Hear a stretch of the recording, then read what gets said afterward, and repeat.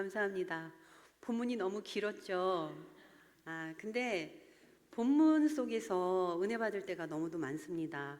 오늘 중구청 본문 말씀이 베드로전서 1장 3절에서 9절 말씀이었는데, 제가 개역개정 버전도 읽지만 새 번역이나 쉬운 번역을 또 겸해서 읽거든요. 마지막에 마무리로 쉬운 성경 버전으로 베드로전서 1장 3절에서 9절을 1차 독자들, 베드로전서를 처음 접하는 그 당시에 성도님들이시죠. 마음으로 한번 들어봐라 하면서 읽어줬는데, 제가 사실 쉬운 성경 읽으면서 은혜를 많이 받습니다.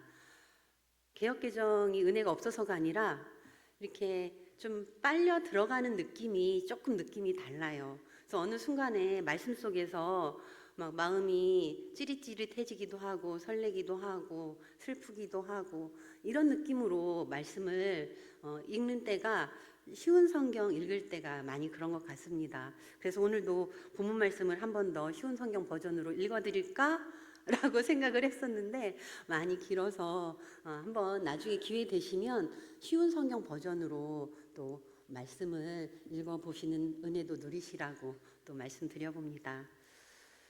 오늘은 부활하신 예수님께서 엠마오로 내려가던 두 제자를 찾아오신 이야기를 통해서 우리의 식어버린 마음을 다시 어떻게 뜨겁게 하시는지를 함께 나누고자 합니다.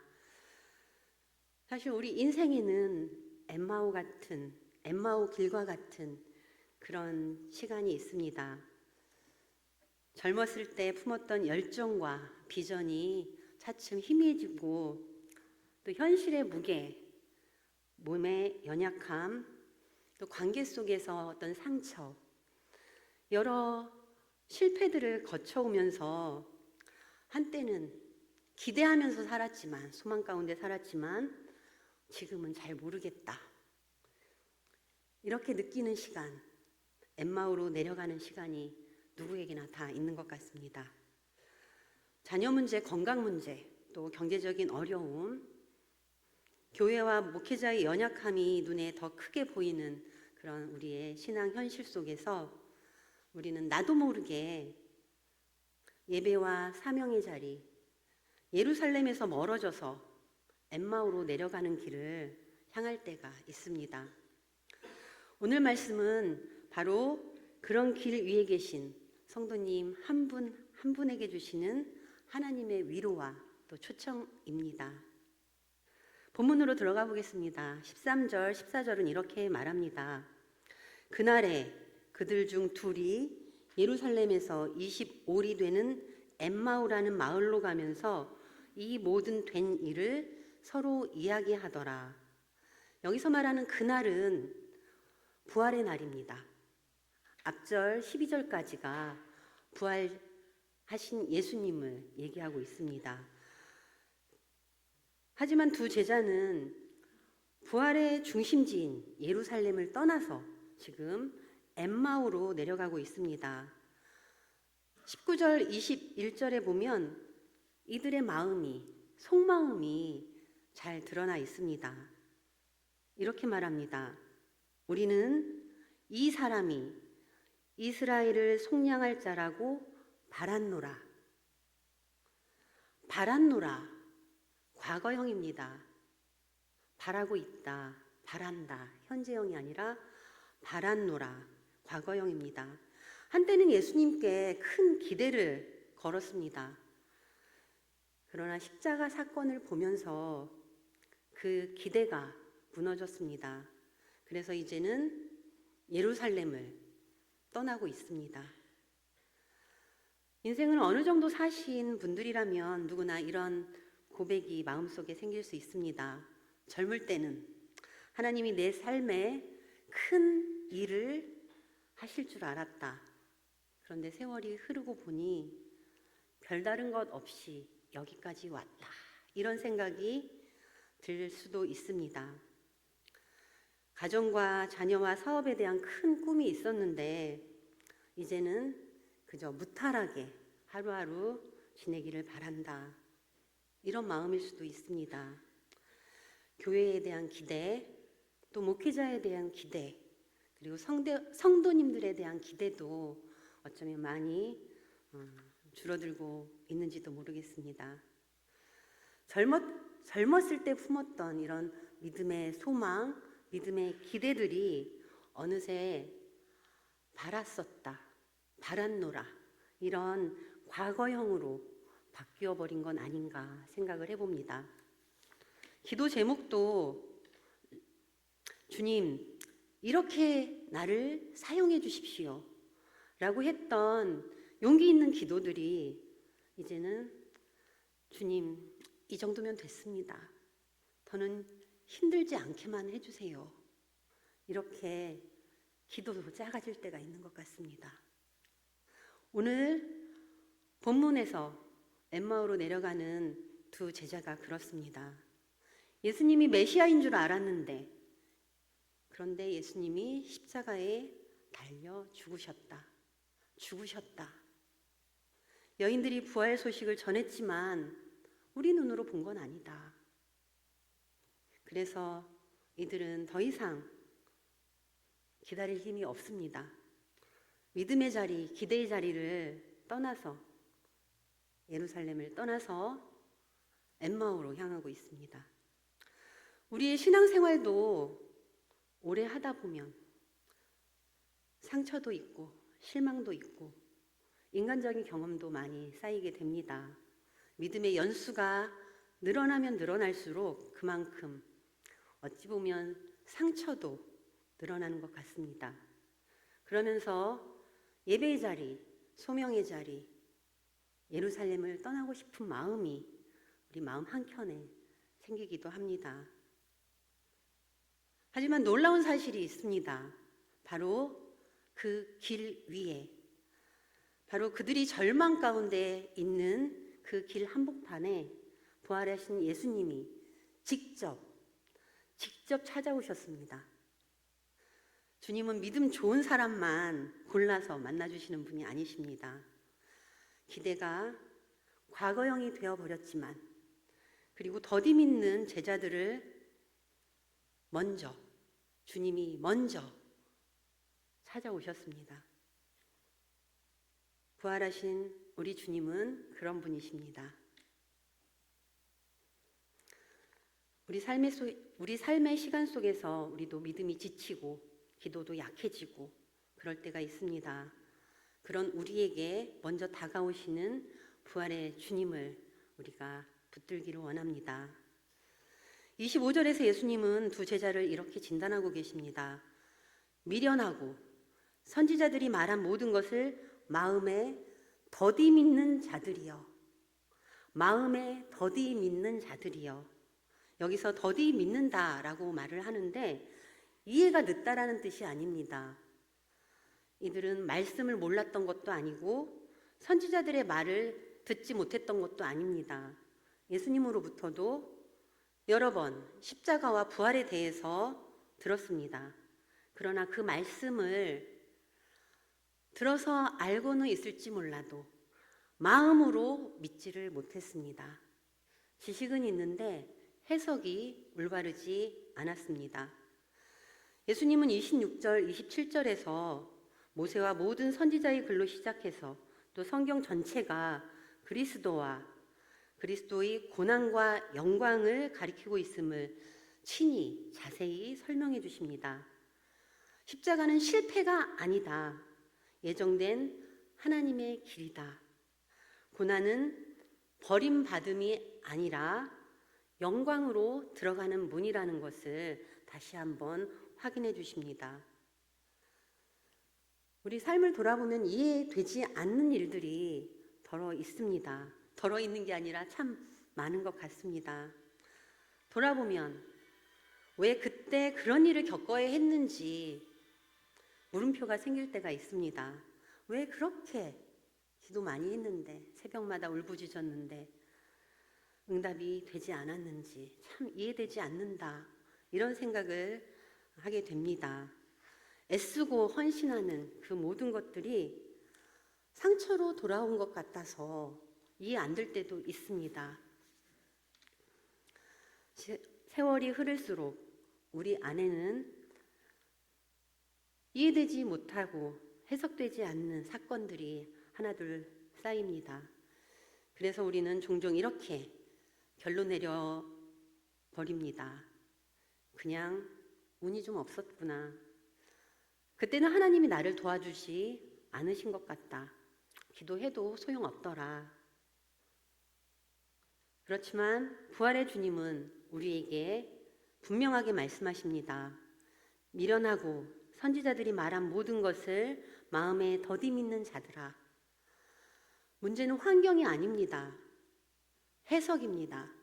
고난과 실패를 어떻게 읽을 것인가? 이것이 중요합니다. 말씀이 다시 풀어질 때 인생의 오래된 상처, 사건들이 다시 보이게 됩니다. 우리가 잘 알고 있는 요셉은 형들의 악함과 노예 생활, 감옥살이를 지나면서 나중에 이렇게 고백합니다. 당신들은 나를 해하려 하였으나 하나님은 그것을 선으로 바꾸셨다. 또 다윗도 광야와 도망자의 시기를 지나며 시편에서 이렇게 고백합니다. 고난당한 것이 내게 유익이라. 우리 성도님들의 삶에도 이런 고백이 있기를 바랍니다. 그때는 이해할 수 없었지만 지금 돌아보니 하나님이 나를 붙들고 계셨구나. 눈물의 시간이었지만 그때가 내 믿음이 가장 깊어지는 그런 시간이었구나. 이런 고백이 있기를 바랍니다. 이런 일을 누가 하십니까? 하나님이. 우리 인생을 붙들고 계신 하나님이 우리 인생에게 베풀어 주시는 은혜입니다. 이제 엠마오로 내려가는 두 제자의 이야기가 절정으로 향해 갑니다. 해가 저물어졌습니다. 예수님은 더 가려고 하시지만 제자들은 이렇게 간청합니다. 우리와 함께 요하소서. 때가 저물어가고 날이 이미 기울었나이다. 이 말은 바로 지금 오늘을 살아가는 우리에게도 그대로 적용이 되는 기도입니다. 주님, 제 인생의 해가 저물어가는 것 같습니다. 건강도 예전 같지 않고 주변의 사람들도 하나둘 떠나갑니다. 그러나 이 시간에야말로 주님, 저와 함께 하옵소서. 오늘 바로 나에게 필요한, 우리에게 필요한 기도입니다. 예수님은 그 간청을 거절하지 않으셨습니다. 집에 들어가서 함께 제자들과 식탁에 앉으셨습니다. 30절에서 예수님이 떡을 들고 축사하시고 떼어주실 때 제자들의 눈이 밝아져서 예수님을 알아봅니다. 그 순간 예수님은 눈에서 사라지지만 예수님의 임재와 예수님의 말씀의 흔적이 제자들의 마음에 깊이 새겨집니다. 그리고 그 두 제자가 나중에 이렇게 고백합니다. 길에서 우리에게 말씀하시고 우리에게 성경을 풀어주실 때에 우리 속에서 마음이 뜨겁지 아니하더냐, 마음이 뜨겁지 아니하더냐, 이렇게 고백합니다. 우리가 현실 세계에서 살다 보면, 신앙생활을 하다 보면 마음이 뜨거워지는 이런 경험이 차츰 줄어드는 것 같습니다.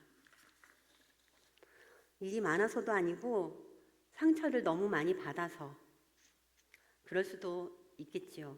또 기대했다가 실망할까봐 내 스스로 내 마음을 단돌이 해서 내 마음을 차갑게 하느라고 뜨거움을 잃어버리는 수도 있습니다.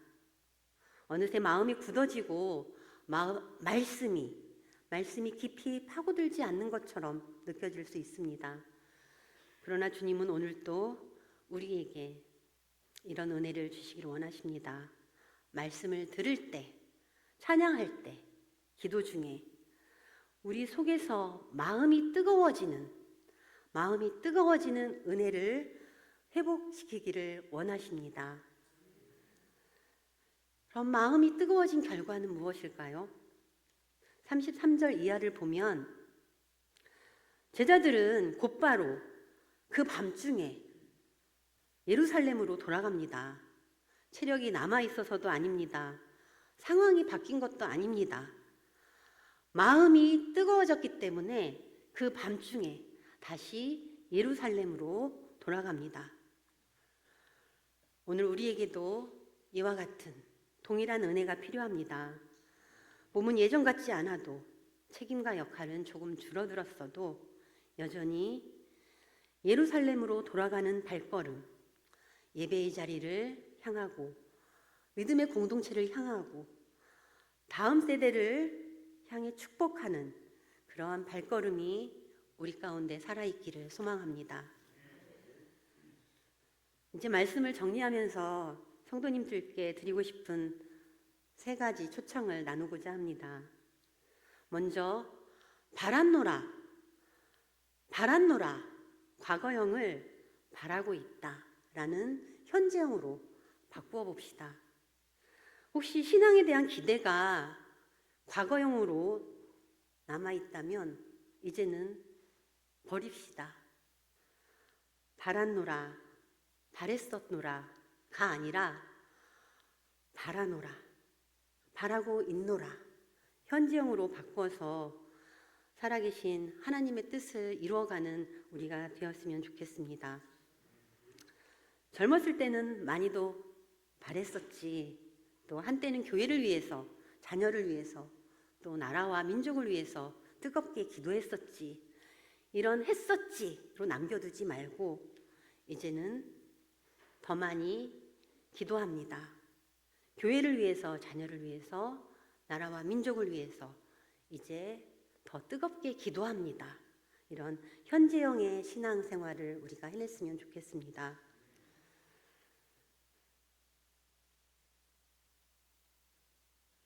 우리 남은 생애가 주님의 뜻을 이루어가기를 원합니다. 우리의 기도와 우리의 눈물, 우리의 헌신을 통해서 하나님이 여전히 일하실 수 있도록 우리가 현재형으로 하나님께 매달리기를 원합니다. 우리와 함께 유하소서, 우리와 함께 하소서, 이런 기도를 날마다 드리기를 원합니다. 우리 인생에서 가장 소중한 기도는 어쩌면 이것입니다. 주님, 저와 함께 머물러 주옵소서. 주님, 이제는 제가 주님 곁에 붙어 있겠습니다. 이런 기도가 우리를 살리는 기도가 됩니다. 혼자 있는 시간이 길어질수록, 또 사람들의 관계가 줄어들수록, 외로움과 두려움이 커질수록 더 깊이, 더 자주 주님이 나와 함께 하기를, 내가 주님과 함께 하겠노라고 결단하는 기도를 드리시기 바랍니다. 주님은 이 기도를 기쁘게 들으시고 말씀과 성령의 위로로 우리를 인도해 가실 것입니다. 무엇보다 중요한 것은 다음 세대입니다. 다음 세대를 향해 예루살렘으로 돌아가는 그런 믿음의 발걸음을 보여주기를 원합니다. 우리 자녀와 손주 세대는, 우리 믿음의 자녀들은 우리 성도님들의 믿음의 뒷모습을 보고 신앙을 배워갑니다. 상처와 실망이 많을 수도 있습니다. 교회의 부족함을 누구보다도 잘 알고 계실 것입니다. 그렇지만 여전히 예배의 자리를 지키고, 여전히 교회를 위해서 기도하고, 여전히 말씀을 붙드는 우리 성도님들의 모습을 통해서 우리 다음 세대가 믿음을 이어갑니다. 성도님들의 믿음의 뒷모습은 어떤 설교보다 강력한 신앙 교육이 됩니다. 두 제자는 절망 속에서 엠마오로 내려갑니다. 그 길 위에서 부활의 주님을 만났습니다. 그리고 다시 마음이 뜨거워져서 예루살렘으로 돌아갑니다. 우리 인생도 이와 같이 예루살렘으로 돌아가는 영적 여정이어야 합니다. 더 깊은 기도 속으로, 더 성숙한 믿음으로, 더 넓은 용서와 사랑으로 다시 예루살렘으로 돌아가는 발걸음이 우리 모두에게 있기를 소망합니다. 이제 말씀을 맺겠습니다. 우리의 산 소망이신 부활하신 주님께 딱 붙어서 과거형이었던 기대가 다시 현재형으로 바뀌고 더디 믿는 믿음이, 더디 믿는 마음이 다시 뜨거워지고 엠마오가 아니라 예루살렘을 향해서 발걸음을 돌리는 결단이 오늘 우리에게 있기를 소망합니다. 기도하겠습니다.